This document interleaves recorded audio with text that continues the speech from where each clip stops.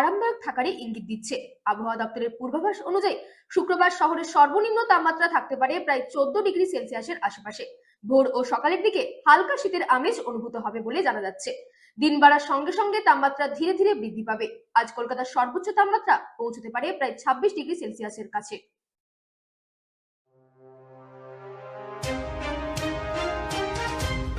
কলকাতায় আজকের আবহাওয়া মোটের উপর শীতল ও আরামদায়কই থাকার ইঙ্গিত দিচ্ছে। আবহাওয়া দপ্তরের পূর্বাভাস অনুযায়ী শুক্রবার শহরের সর্বনিম্ন তাপমাত্রা থাকতে পারে প্রায় 14 ডিগ্রি সেলসিয়াসের আশেপাশে। ভোর ও সকালের দিকে হালকা শীতের আমেজ অনুভূত হবে, বিশেষ করে খোলা জায়গায় বেরোলে বা সকালের বাতাসে। দিন বাড়ার সঙ্গে সঙ্গে তাপমাত্রা ধীরে ধীরে বৃদ্ধি পাবে। আজ কলকাতার সর্বোচ্চ তাপমাত্রা পৌঁছতে পারে প্রায় 26 ডিগ্রি সেলসিয়াসে। তবে সারাদিন গড়ে তাপমাত্রা ঘোরাফেরা করবে প্রায় 21 ডিগ্রির কাছাকাছি। যদিও বাতাসের গতি ও আর্দ্রতার প্রভাবে প্রকৃত অনুভূত তাপমাত্রা কিছুটা কম। আজ শহরের বাতাসের গতিবেগ থাকবে ঘন্টায় প্রায় 7.9 কিলোমিটার বেগে। এই মাঝারি গতির হাওয়ায় দিনের বিভিন্ন সময়ে তাপমাত্রা অনুভূতিতে প্রভাব ফেলতে পারে।